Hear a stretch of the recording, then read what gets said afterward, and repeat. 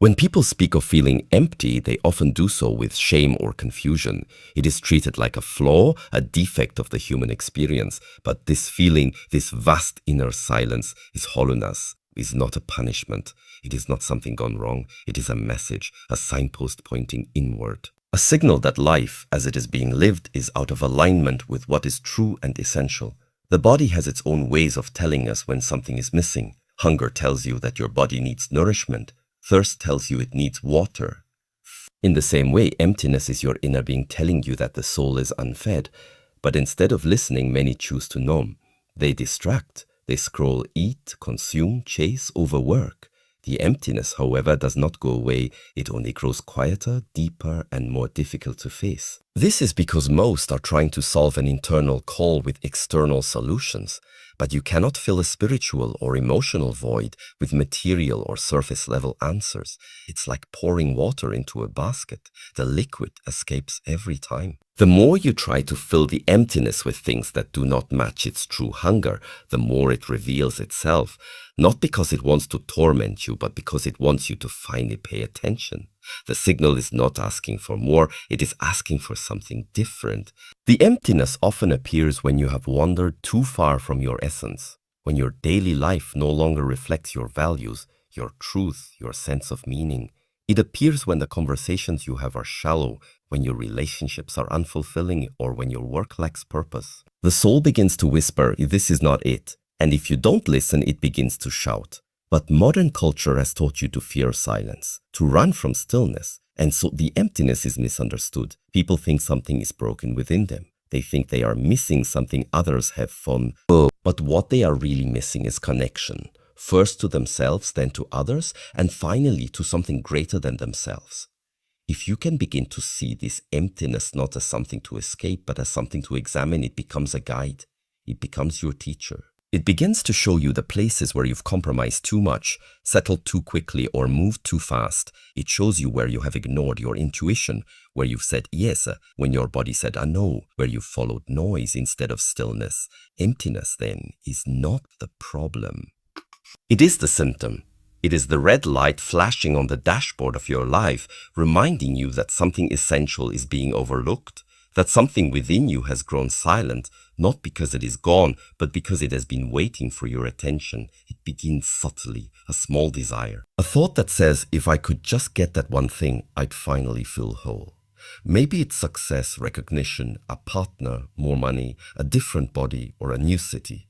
You set your sights on it and believe it will end the ache you carry quietly inside. But once you arrive, you find something strange, relief perhaps, a brief satisfaction. But soon after, the emptiness returns, sometimes even stronger than before.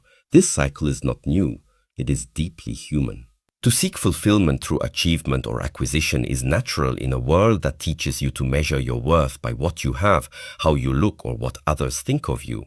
You were raised with this conditioning. More is better, faster is best, and lack means failure.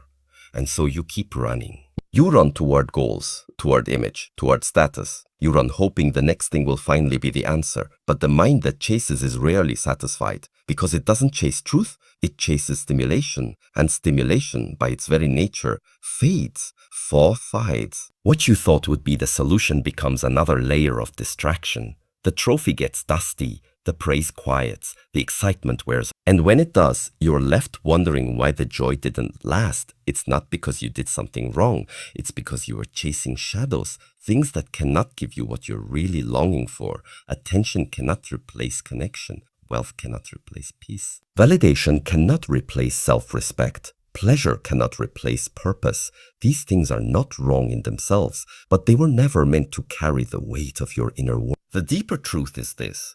The satisfaction you seek cannot be found in what you reach for, but in how you relate to yourself while reaching. If the foundation of your life is rooted in lack, then no amount of gain will ever make you feel fulfilled. You will keep consuming experiences like empty calories, busy but never nourished. To chase what cannot satisfy is to live externally while starving internally. It is to run with intensity but without direction. It is to confuse stimulation for meaning, movement for progress, and attention for love. And eventually, even if you have everything others envy, you may still find yourself lying awake at night, quietly asking, Why don't I feel better? The answer is simple, though not always easy. You've been chasing things that were never meant to fulfill you. You've fed the surface, but not the soul. You've built a life around achievement, but not alignment. This is a truth many resist because it shifts the weight of responsibility from the external to the internal. It's far easier to believe that your peace depends on circumstances, that when people behave better, when life becomes more predictable, when situations finally go your way, then you will feel calm, happy, or fulfilled. But this is an illusion, and it creates a life of constant reaction. A life where your emotions are controlled not by your choices, but by everything and everyone outside of you. You wake up feeling anxious, not because the room has changed, but because your thoughts have. Someone says something unkind, and it lingers in your mind for hours or days. Traffic, a delayed response, a missed opportunity, these become reasons for tension. But in all of these cases, the event is outside and the suffering is inside. The world did not climb into your mind and plant the discomfort there. It was your interpretation, your reaction, your attachment that gave it power. This does not mean that the outside world has no effect. Life can be difficult, people can be cruel, circumstances can be unjust, but still the final filter is always internal. Two people can experience the same event, and one remains grounded while the other breaks. The difference is not the event, it is how they hold it inside. When you believe the world must be perfect before you can feel peace, you give away all your power. You become a servant to conditions. But when you begin to see that your inner world is your own, shaped by your focus, your habits, your attention, you reclaim your strength. You begin to build inner stability, not because the world is stable, but because you are. Most people live upside down. They try to fix everything outside to feel better inside. They manipulate, control, strive, and stress, trying to rearrange the world like puzzle pieces, hoping the picture will finally make sense. But the real work begins within. When your inner world is clear, calm, and aligned, even chaos cannot shake you. You carry peace not because nothing disturbs you, but because you no longer allow everything to disturb you. This shift requires discipline. It asks you to stop blaming, to stop waiting for someone to rescue you from your own mind. It demands that you turn inward and ask harder questions. What am I carrying that's not mine? What story am I still believing? What emotion have I left unprocessed that now leaks into every situation? These questions are not comfortable, but they are necessary if you wish to stop being a prisoner of what happens outside of you, not because you are weak, not because you are careless, but because the world has taught you to live anywhere but here. From the moment you were young, your attention was pulled forward and backward. You were taught to rehearse the future and relive the past, to plan, prepare, regret, analyze, compare, to constantly look for the next thing while overlooking the only thing that is ever actually happening, this moment. Presence is the still point, the anchor beneath the noise, but when you lose touch with it, you begin to drift. You might not even notice at first. You're simply busy multitasking, thinking ahead, worrying about what they might think or what might go wrong, but slowly your nervous system tightens. Your breath becomes shallow. You start to feel behind, like life is always one step ahead of you. And when you are not present, you cannot truly connect. Not with yourself, not with others. You may be in the room, but your mind is somewhere else. You listen, but you do not hear. Do not hear. You eat, but do not taste. You see, but do not observe. And so even surrounded by people, you feel distant. Even in the middle of achievement, you feel numb. Because presence is what makes life real. Without it, everything is just noise passing through a fog. You have become so used to distraction that stillness feels unnatural. Silence becomes uncomfortable. You reach for your phone, open a tab, check a message, not out of necessity, but out of habit, out of a quiet discomfort with simply being. But in abandoning presence, you have also abandoned the only place where healing, clarity, and truth actually exist. Because the past is memory, the future is imagination. Only this moment is alive. When you are present, the world slows down. Your thoughts soften, your breath deepens. You begin to notice the subtle things, the weight of your body, the feeling in your chest, the texture of your surroundings. This awareness is not dramatic, but it is profound because it returns you to yourself. It brings you back from the noise of a what if and what was and places you gently into what is.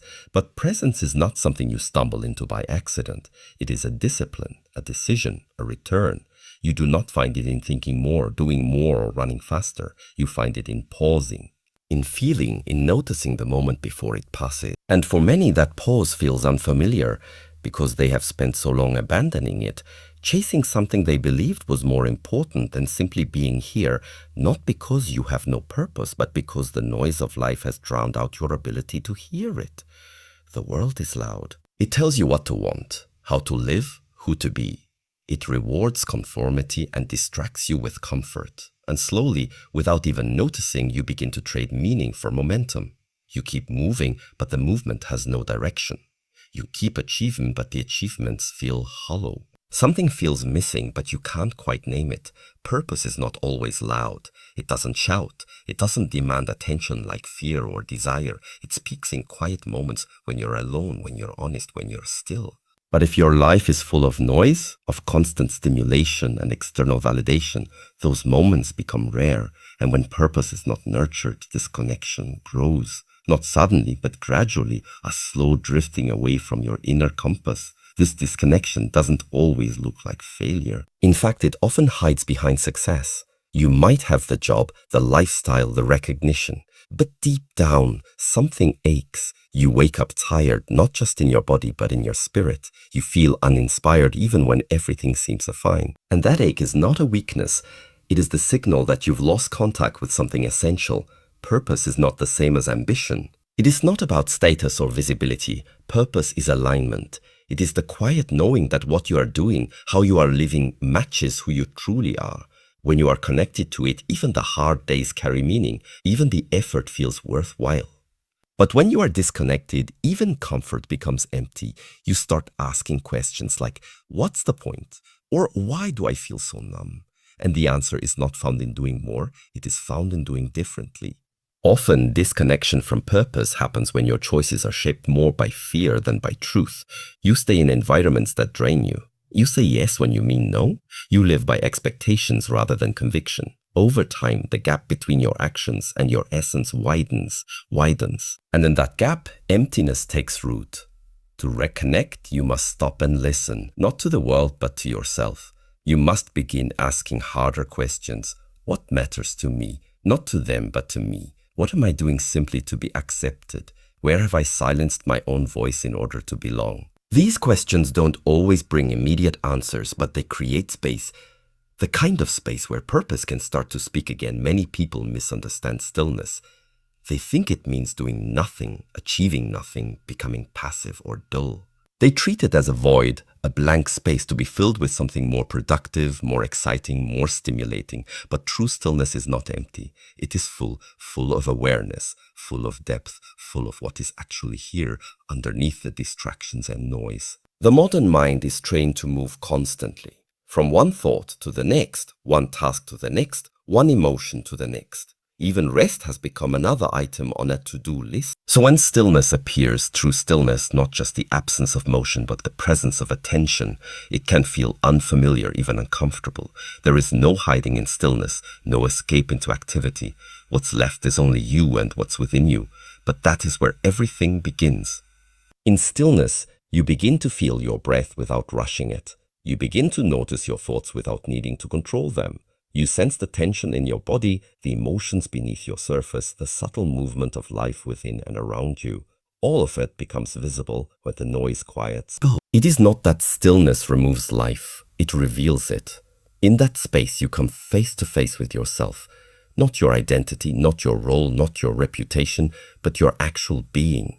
And this is why so many avoid stillness, because in that clarity, illusions fall away. You see where you've been lying to yourself, where you've been holding on too tightly, where your life has been driven by fear instead of truth. Stillness does not create these realizations, it simply makes them undeniable. Yet, stillness is not only confrontation, it is also connection. To be still is to be present. To be present is to be alive in a way that is direct, honest, and unfiltered. You begin to notice the details, the way the light moves across a room, the sound of your own breath, the feeling of your feet on the ground. These small things carry the weight of reality. They remind you that peace is not something you chase, but something you return to. Stillness holds everything. The mind, the body, the moment, the truth. It is not an escape from life. It is the full arrival into not something to be found in the perfect conditions, but something available now, beneath the restlessness, behind the noise, beyond the thought that something is missing.